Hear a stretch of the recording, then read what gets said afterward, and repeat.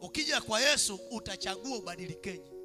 Ukitaka kubadilika haraka ili ustahili kuoteshwa, ile mbegu ioteshwe, ipokee urithi, utapokea haraka. Ila ukija hapa kwa Yesu kwenye maombi na ibada, na bado unataka uendelee kwenye mambo yako, unaweka msalaba chini, unarudi sokoni, unafanya mambo yako, unakuja unabeba msalaba unaosogeza kidogo, unarudi unafanya mambo yako, unabeba msalaba kidogo, unasogea, unakumbuka sio kuna mtu gani huko amekuahidi kwamba atakupa hela ya mtaji, unaweka, unaenda kufuata hela ya mtaji. Amekupa mtoto unalea miezi 9, unarudi kanisani, unakuja unabeba, unakumbuka kuna mwingine amekuambia atakusomeshia huyo mtoto ambaye yule mwingine alimkimbia, unaweka msalaba. Utafika msalabani umezeeka mama.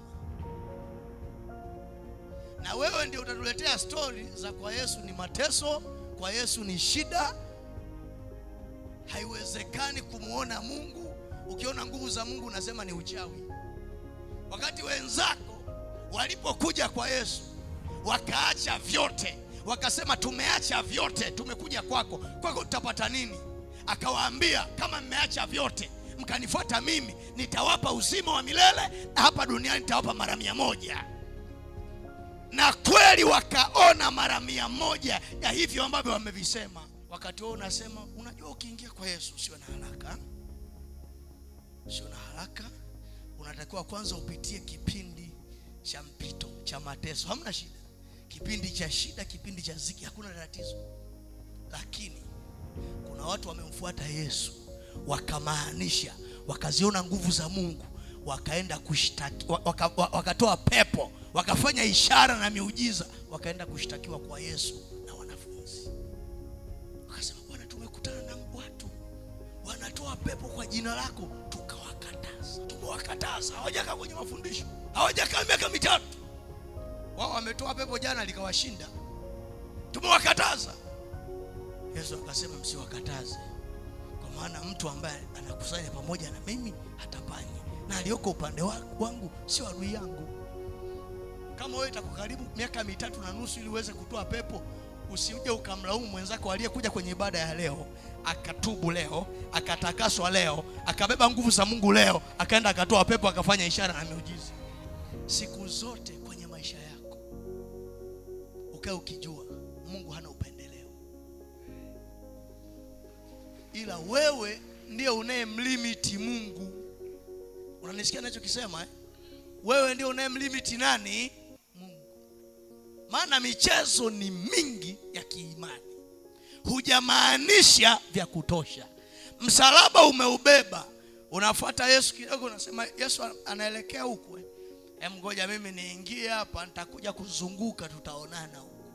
Kwa hiyo hujasulubiwa bado mpaka leo, na mwingine bado uko msalabani kwa sababu mbishi. Bwana, muda umefika, ikabidhi roho yako, maisha yako yote kwa Yesu, yakabidhi vizuri. Sasa unasema nani atoe maisha yake? Nani atoe maisha yake?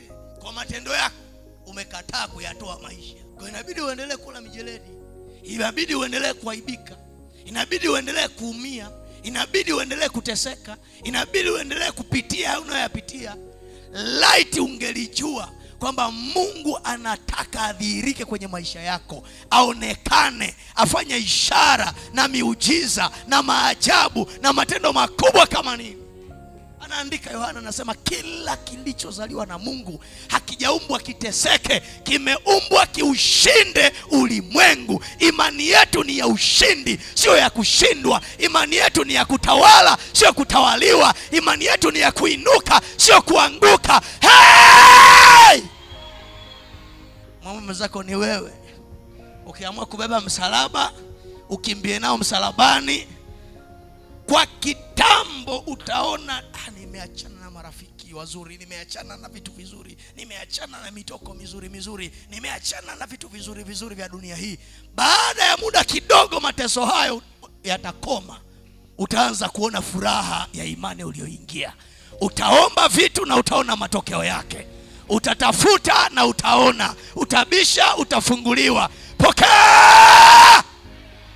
Simama mahali hapa alikuwa ameshikwa na hali ya kuparalyze. Upande mmoja ulikuwa ufanyi kazi kuanzia kwenye mkono mpaka kwenye mguu chini. Lakini baada ya kumuombea anashangaa mikono yake anaweza kukunja na hata ule mguu uliokuwa mzito sasa umekuwa mwepesi. Daddy, instant miracle kutoka nje kabisa, overflow. Mama huyu amekuja atembee, miguu inamuuma, umemwekea mikono sasa hivi anakimbia kabisa.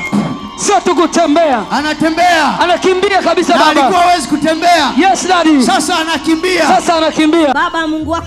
God bless you. Barikiwa kwa kufuatilia jumbe zetu pamoja na kile ambacho Bwana ametupa kwa ajili ya wengi, na wewe ukiwemo. Tunafurahia sana.